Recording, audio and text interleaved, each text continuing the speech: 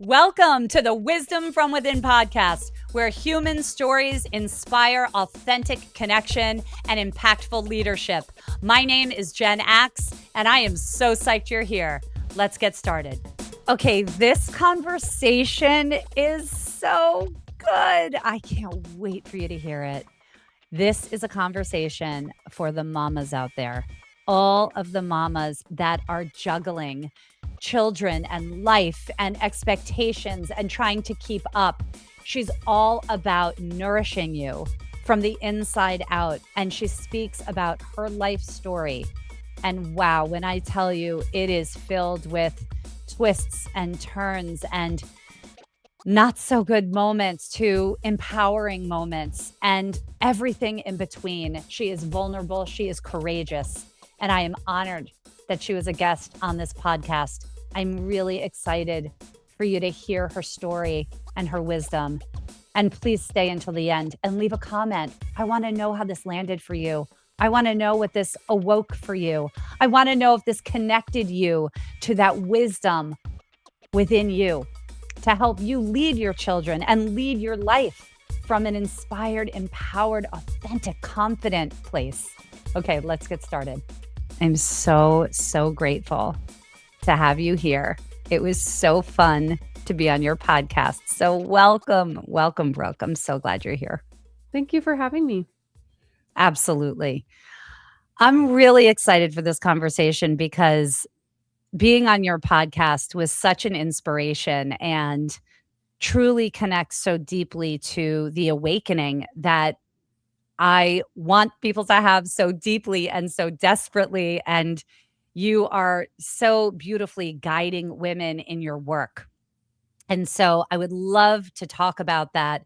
Before we dive in, I'll share with the audience a little bit about who you are. This is Brooke Harmer. Brooke is a certified perinatal nutritionist and women's health coach who is passionate about helping women feel strong and nourished and supported throughout pregnancy, postpartum, and motherhood.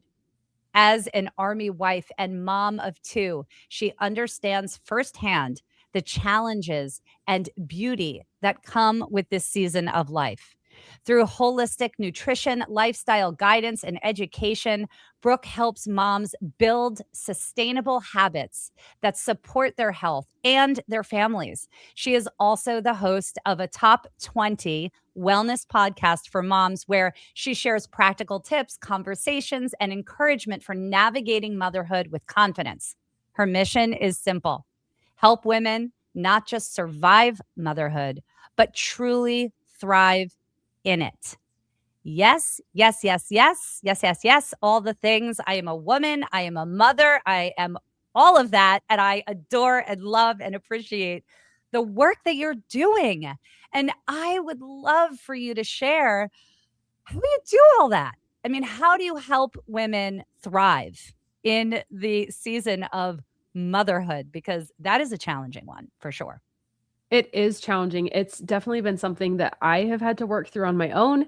And what I share with other women has come not only from clinical experience, but from personal experience. Yeah. I get questions a lot from moms where they're like, hey, does this actually work? Like I'm working mom and I've got little kids. My babies aren't sleeping through the night. Like, I don't know if this is going to fit for me. And I'm like, no, what I teach works because I'm doing it myself. If it fits in my schedule, I know it can fit in your schedule.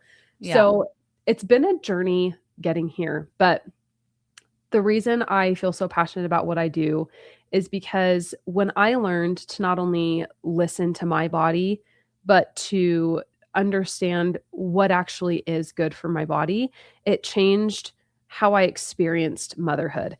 For a long time, I felt like motherhood and mothering was happening to me, and I was just kind of at the mercy of my kids' emotions and whether or not they were sleeping and whether or not they were potty trained and all of these other things that felt out of my control at the time. And so it felt like I was just always trying to keep up and just like floating by. And I didn't like that feeling. I didn't like I recognize that there are some things in our life that we can't control. That's not what I'm saying. But I didn't like that feeling that things were happening to me. I wanted to What did it feel know- like? Yeah. No, totally. What did that feel like in your body? It felt resentful. Mm. Like, I remember feeling really resentful towards the life that I had chosen, to Mm. have little kids, to be at home, to be in the grind of changing diapers and Yeah. breastfeeding and making the same 5 foods every day and cleaning up toys and all of those mundane things, Yeah. repetitive things. I remember feeling resentful that that was the life that I was living. I was like, "I have so much energy and so much passion and so much love and so much drive, and here I am stuck in this blah, blah, blah routine."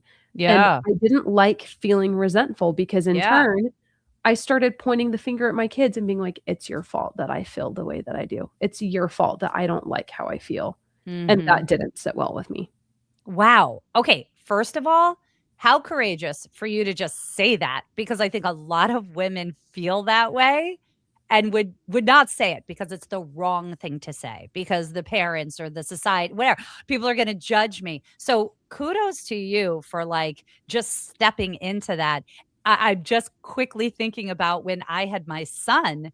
You're reminding me, he was like, a week old. And I remember sitting there going, holy shit, like, what did I just do? And how do I like live? And then my sister-in-law said to me, when in doubt, get out. And I was like, damn, okay. So I got up and I went out. And like that, I always lived like that, like get up and move and go out if you're feeling like a certain way. But anyway, back to you. I just love that. How did you get to that level of confidence to just say it and claim the truth of your experience? I was tired of being a victim. I was tired of waiting for somebody to come rescue me. I was tired of waiting for somebody to notice the pity party that I Uh, was throwing myself and be like, yeah, "Oh, I totally. see you. You poor thing. You don't have to feel that way." Like I was again, I was waiting for life to happen to me. I was waiting for someone Mm, else to come snap me out of it. I was waiting for someone to either yeah, um confirm how I was feeling, be like, "Of course you feel the way that you do. right. That's totally normal. That's just how it is." Yeah, Or I was waiting for somebody to come and say, "Girl, snap out of it." I didn't really care. I just wanted yeah, someone else to take right. responsibility. I wanted someone else to do the hard work. And Mhm. I just had this little moment one day where I was like, "That's my job. It's my job to do the hard work. It's my job to determine the feeling that's in our home and how I show up for my kids and Mm. how I feel about being a mom. I'm the only person that gets to control that, and I always like being in control, so I'm like, "Actually, I don't want anybody else in control. I don't want to wait for someone else to come in and do it because then it's gonna be their way, and I don't want it to be their Yes. way. I want it to be my way." So I just kind of had this light bulb moment where I was like, "No, this is my reality. This is my experience. This is my choice, and I don't like it, and I'm gonna change it." Okay. I love that so much. Talk to me about that light bulb moment. Like, what was that really for you? Because this podcast is about awakening that inner light bulb for people. It is about helping people connect to that voice, connect to that wisdom, connect to that intelligence so that they can A, know it's there, and then B, learn to listen to it, trust it, and be led by it. So I'm curious, how did it show up for you? And then how did you have the strength or the confidence to be led by it and trust it? Oh, that is a great question.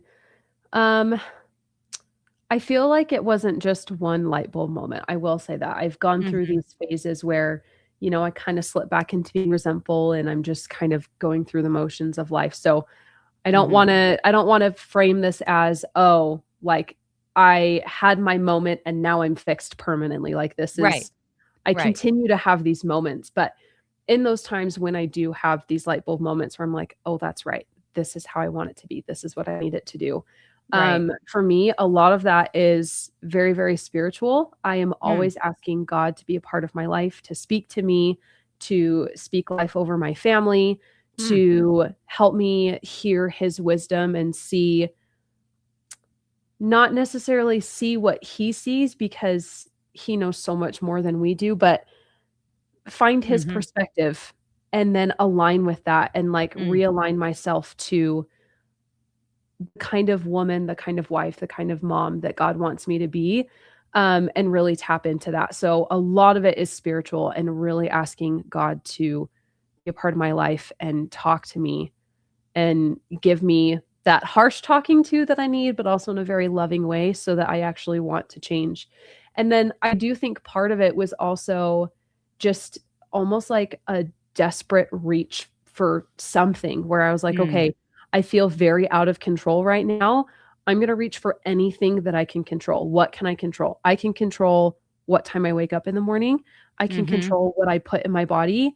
I can control how I speak. Mhm. And when I realized it really did come down to those little things that just accumulate over the day, I was like, okay, I have a lot more control than I previously thought. And I just need to be more intentional about those Mhm. areas of my life. So yeah, I think the biggest light bulb moment was hearing God's voice and Yeah. recognizing, okay, yeah, like you're right. I see what you're trying to tell me.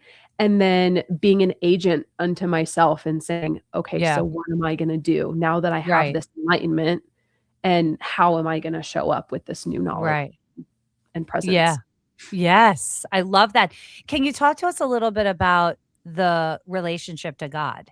Not without getting because I know it's more spiritual, but I think like a lot of people want that wisdom, want that connection, want that understanding. And it's like, how do I hear it? And what does that sound like? And do you really hear a voice? Do you feel it in your body? So can you talk to us a little bit about that? I love this question.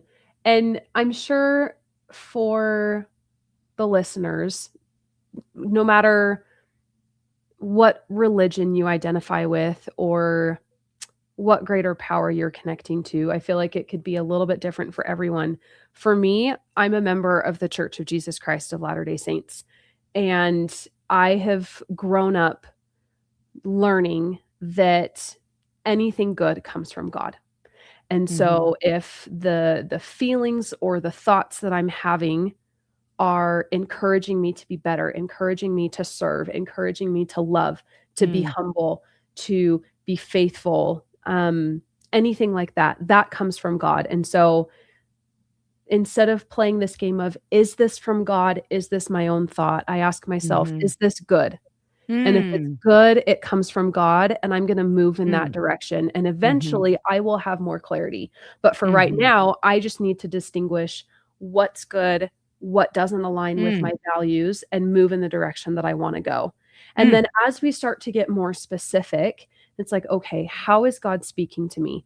I believe that God speaks differently to everybody. Mhm. Um, I believe that prayer is a way for us to talk to God, and I believe that the scriptures are how God speaks to us. So Mm. I will open my Bible, I will open my Book of Mormon, and I will really try and read God's word and see Mm. what stands out, right? Like, oh my gosh, Mm. what do I want to underline? What do I want to highlight? Like, what stands out to me? Mhm. That's God speaking to me. I've Mm. also found that God really, really gets to me through music. And so if Mhm. I'm ever desperate to hear God's voice and to have his direction, I will turn on my worship music and I will just put on my noise canceling headphones and go sit in the corner by the sunshine and close my eyes and just listen to the music Mm. and pay attention to the thoughts that are coming into my mind and how I feel. Do I feel my body relaxing? Do I feel my body becoming full of energy? Do I feel motivated to do something? Do I suddenly have a spark of, oh my gosh, I never thought to try it this way? Like, Mm. just really creating space for the goodness of God Mm. to come into my life and then just take it and run with it. Oh, I mean, so beautiful. Just so beautiful on so many levels. Number 1, I wanna say, this is why I think I love this podcast platform so much because I get this incredible opportunity to meet people, all kinds of people, and find out how they connect to that inner wisdom, how they connect to that voice within. What is that relationship? What does that look like? And your pathway is so beautiful and so pure, I feel. And it's just really gorgeous. So thank you for sharing that. I just think the relationship that you have to all of that is really so just magical is kind of what's coming Thank to you. me. So thank you for sharing that. And the other thing that's really struck me was I find it very empowering because yes, you're reading scripture. Yes, you're asking God. But at the end of the day, you're choosing. You're choosing by deciding what is good. And to me, when we say what is good, how we answer that question is to feel in our body. If our body resonates with in your, how you connect to God's words or the scripture's words, right? If you connect, you feel you connect because your body tells you. Am I right about that? Does that feel accurate? Yeah, yeah, body and mind. But Okay. I would Yeah. say more so, yeah, when you can step away from logical thinking, yes, you're Yes. relying on how you feel. Do you feel warm? Right. Do you feel full of light? Do you feel full of Right. energy? Do you feel at peace? Yeah. Yes. Yes. And that's the guidance. So replace God with boyfriend, with job, with friendships, with am I going to move? Like whatever the thing is that we're connected to, it's like we connect back. How does it feel in your body? And I just love your frame around like, is it good? Period. That's the question. And how do we get to good? We feel in our body and our body says yes or our body says no. And we know that by the sensations that show up. I love that so much. How has your journey, your awakening, your connection, I should say, to this spiritual practice that you have? And by the way, I love the music thing because I'm a big music person too. And like, I felt so emotional when you said that you put on your music and you just sit with the sun. I mean, I so relate because I do the same. Um, and it's a great tool for the listeners. Like if you don't know how to connect, put on some great, inspiring, beautiful music. In your case, worship music, you said. So like throw some of that on, see what happens, see how it feels in your body. Um, how has this awakening and this understanding, this connection helped your work Oh, I feel like it's or given me informed, I should say, informed yeah, your work? Yeah. that's a great question. I feel like it's given me more intention Mm-hmm. and more purpose. Mm, I feel like in the space that I'm in the health, nutrition, wellness space, it's so easy to get caught up in all the biohacks and all the tips and mm, all the tricks and, counting the macros and, like, all of these really nitty-gritty details yeah. that sometimes we make our health more about, "Am I checking the box?" Mm-hmm. instead of how we feel. Mm-hmm. I experienced this myself about, what is it? 6 years ago now, Mm-hmm. when I was drowning in an eating disorder and also trying to get pregnant at the same time. Mm, I felt like I was checking all the boxes. I was watching what I ate, and I was wow. exercising, and I was trying not to sit all day long, and I was trying to keep myself busy with work and with friends, and it became so ritualistic of just checking these boxes Yeah. that I was not actually paying attention to how I felt through all of that. I Mm, was bloated, I was constipated, I lost my period, I was freezing in anything less than 80 degrees Fahrenheit, whether it was wow. inside or outside. Like, I needed a jacket if it was lower than 80 degrees Fahrenheit. Wow. My gas was so bad that, like, we would have to open all the windows in our house to, like, air out the house. Like, all of these little signs were my body trying to tell me, "I don't feel good." Mm, I was hungry when I went to bed at night. I couldn't sleep. I couldn't think. I couldn't regulate my emotions. Like, on paper, I was checking all the boxes, right. but when I took a step back and I had one of those light bulb moments when I had a friend who was so courageous to be very honest and say, "I'm noticing these behaviors. I'm Mm, worried about you. mm, Are you okay?" And, like, right. really create that environment for me to have that light bulb moment. I was like, "Actually, I'm not okay. Mm, I don't feel good. I don't like how I feel. I don't like that it's 6 months into my trying to conceive journey and we're coming up with nothing. I don't like how I carry on throughout my day. Like, I'm so stressed about every bite that I put in my mouth. And it made me realize, I was like, that's what health is. It's about how you feel. And, you could spin this kind of in the body positivity of, well, if I'm 350 pounds, but I feel great, then that's fine. That's not what Mhm. I'm saying. Mhm. That's like a different can of worms. But this Mhm. idea that if we try and condense our health and our motherhood experience to checking boxes rather than how we feel as we go through our day, as we go throughout this journey, then we're missing the whole point. Mhm. And I don't want moms to fall into the same trap I did where they're like, gosh, like I'm checking all the boxes and I still feel like crap, and then Wow. not know what to do about it. Mm. I want to help bridge that gap so I can say, hey, this is where you are now. And everyone has to start somewhere. Let me show you a better way and let me teach you how to work with your body, not make your body work for you. Mm. I want to talk about that and how you do that, but first, I want to acknowledge your story.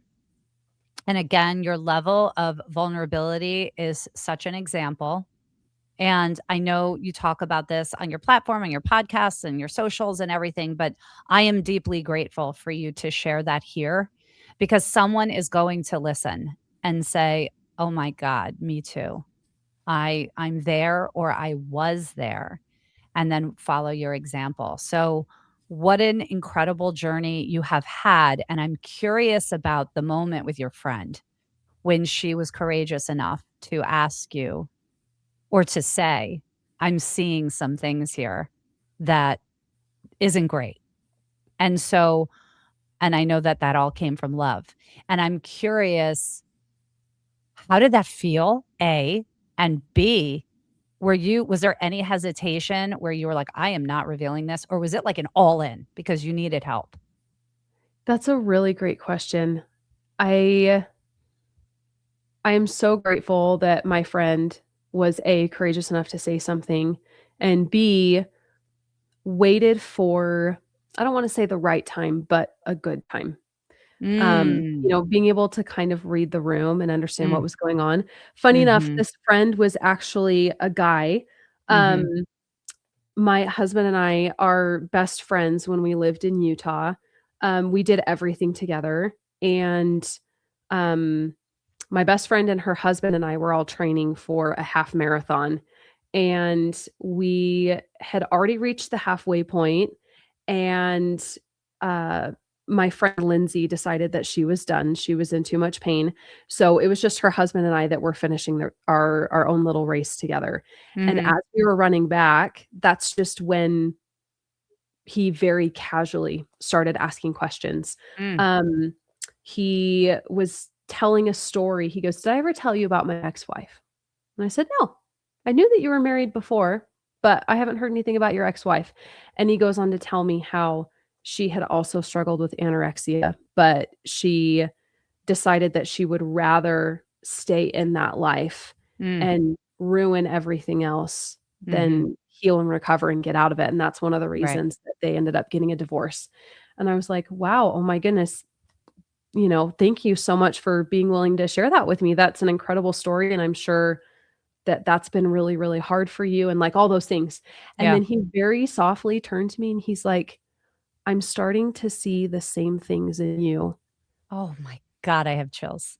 And because Lindsay and I love you and we love you and your husband, we have been worried for you, and we don't want you to go down the same route that my ex-wife did. We don't wanna see your marriage fall apart. We don't wanna see you physically fall apart. We love you, and we want you to know that we are not ashamed of you. We are not judgmental. We are here to help in any way that we can, but in order to do that, we have to tell you what we're seeing.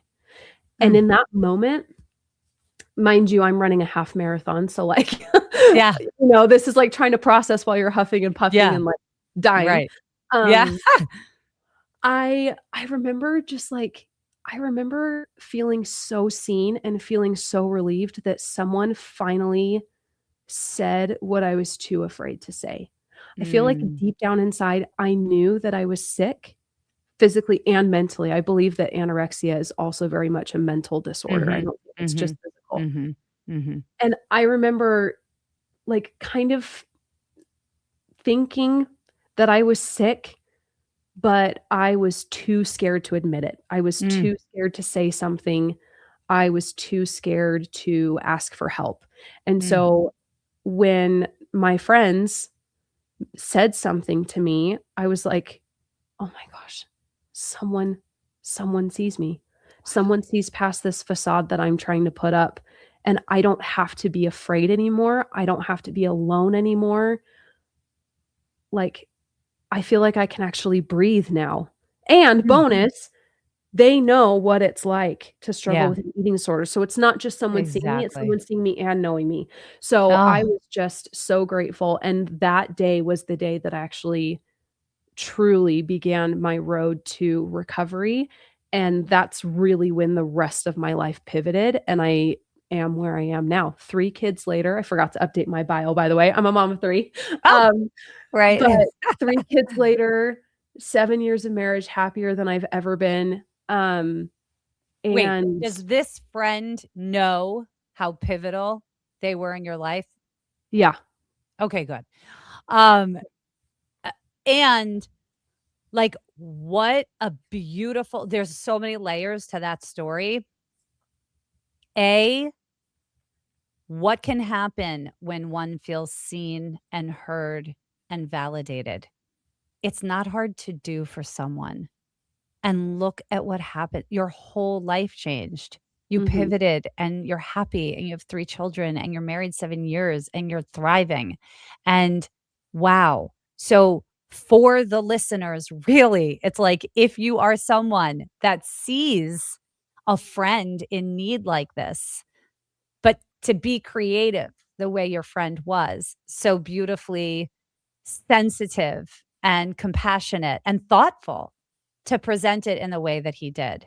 So there's that, mhm, which is like art, you know? It's really it requires this level of just real sensitivity to the situation. So I love that, and I love that you were in the right place at the right time and you heard it and you felt the way you did, and what a powerful shift. There's so much in that. That's very, very empowering. So you make that turn, you've got this life, you have these children, and now would it be fair to say that your life has really kind of it has been a collection of lessons through your own life experience to now go make the impact that you're having for these women? oh, absolutely, Yeah. absolutely. I am such a firm believer that everything we go through, whether it's positive, negative, easy, hard, good, bad, Mm, it's all meant for us to serve and mm, help others because we're all human. We all only have one life. We're all living life for the first time. We're all trying to figure it out. We're all trying to be as successful as we can be. We're also trying to be the best versions of ourselves that we can be. And how amazing is it that God has created life in such a way that we are able to support others on their journey. mm, Whether that's, being outspoken and being involved in every detail mhm. or, just being an example of someone watching you, never actually getting to talk to you, but they've watched you walk down the street 500 times since you've been neighbors and just seeing you and how you interact with your children and how you pick up the mail and how you greet your husband from work and never actually have a conversation with you, that can also positively impact someone's life. So, Absolutely. yeah, I think I would say everything has been a way for me to turn around and pass it forward. Mm, Pay it beautiful. forward, pass it forward. I All mix of up it. my metaphors all the Pass it forward, time. pay it forward, hand it forward. I love all that. Dance it forward. Um, so now you spoke about how you do that, really helping women see that light, have those light bulb moments, and listen and create the life that they desire and help them strengthen their confidence. So I'm curious, we have a few more minutes. I would love for you to share, what are some of the approaches that you take with women, and what would you share with a woman listening now in that kind of state where you were, to make that bridge, to walk over the bridge to get to where you hope your clients get to? The first thing that comes to mind today is making sure that you are actually eating 3 meals a day. Mm, And I know that that sounds crazy, but I speak from experience and also working with hundreds of mamas that it is so easy for us to just wake up and start our day with a cup of coffee and then somehow forget to throw food in there because we're doing mhm. school drop off and we're running to our Pilates and then we're going to the grocery store and blah, blah, blah. And then lunchtime hits and you're like, wow, I don't feel good. I should probably eat something. So Mm, you grab a salad that's like 200 calories with fat-free dressing because you wanna watch your figure and you don't wanna overeat, and so by now, it's 2 o'clock in the afternoon, and all you've had is a cup of coffee mm. and a tiny salad with no protein and no calories, and you're wondering why you're so exhausted. Mhm.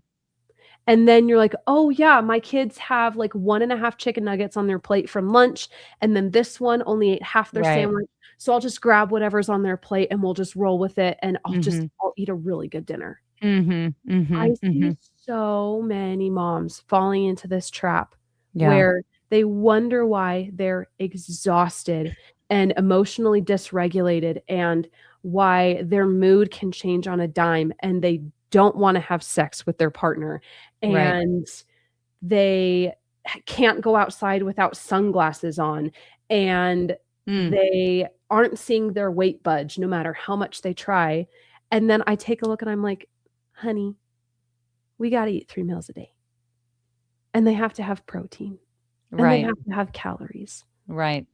And I know that that sounds so simple, but I'm saying it because this is the pattern that I see. So I'd Yeah. say one of the biggest things that Yeah.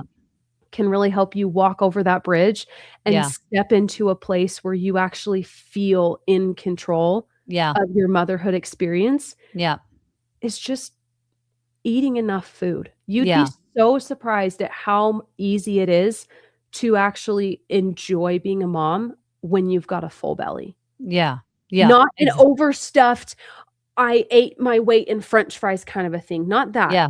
Yeah. Just a full belly that has what it needs to do what you want it to do. I love that. And it's making me think to the connection, right? That nourishment perspective is huge. Eating nutritional foods, having your meals every meal a day, whatever your meal structure is, and how that, I would imagine for you and your experience, directly connected to how you could connect to your spiritual practice. Because we have to, in order to hear that guidance, that wisdom, that God, that voice, that spirit, that source, we have to have that nutrition inside of ourselves so our bodies can feel strong and calm. Would you agree with that? Oh, absolutely. Your Yeah. nervous system is regulated by your diet. Yeah. That not only by your diet, but Right. a large portion of your nervous system regulation Right. comes from how you feed your body and Right. whether or not you feed your body. So if you want to be more in tune with God, if you want to be more in tune with whatever you connect to spiritually, you have to be nourishing your body so your nervous system is in a place to not only hear, but to also receive.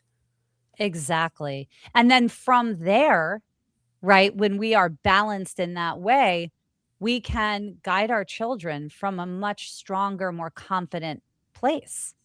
Yeah, you're so panicked if your kid doesn't finish their plate of chicken nuggets and goldfish, and here you are eating nothing. So, Right. give yourself give yourself that same grace and hold yourself to that same standard of, if I'm worried about how much my kid is eating, I should be worried about how much I'm eating too, and I should always err Exactly. on the side of more.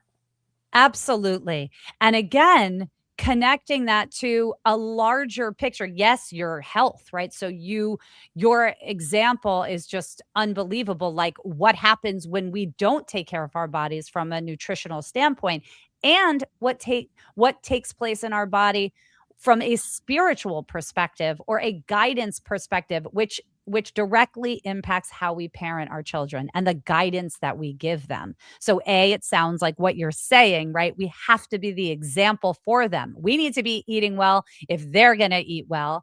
And we need to be content in our bodies and calm our nervous system in order to parent with clarity and confidence, right? To show them the way. Yeah. Amen. You nailed it. Amen, sister. Oh my God. Okay. We're going to wrap up. I am so grateful to you for sharing your story the way you did and sharing some entry points into what a healthy life looks like for all of these mamas out there. So if people want more, which I am sure they do, how do they connect with you? You can find me on Instagram at the Well Nourished Mama, MAMA_. You'll see me with my little pregnant belly and my toddler next to me. That's my current profile picture. I love it. But I am the Well Nourished Mama on all platforms. My podcast, my Instagram, my TikTok, my website, it's all the Well Nourished Mama. And I have tons of freebies to get you started if that's where you're at in your journey. And if you're looking for something more where you're like, hey, like I need really, really specific guidance. I need you to hold my hand. I need you to show me with lab work and blood work, like why I feel the way that I do and what I need to do to bridge that gap. I would love to work with you one-on-one. I currently have some spots available for one-on-one clients. So if that is more the direction you're going, I would love to chat with you. Yes, I love it. Your work is so incredibly important. It is the way forward. It is the way to success because we got to be whole first before we can go out to the world, including our children, and do what it is we're meant to do. So I thank you. I thank you. I thank you. All right, listeners, we will see you next week on the Wisdom from Within podcast, where human stories awaken leadership from within. See you next week. Thanks so much. If something in this conversation spoke to you, don't keep it to yourself. Send it to someone who might need that message too. You can also send me a comment because I would love to know what it is that landed for you. But most importantly, take a moment to pause and listen to what it is that resonated, because that's where your real guidance system lives. The one you can trust, the one you can rely on. See you next week.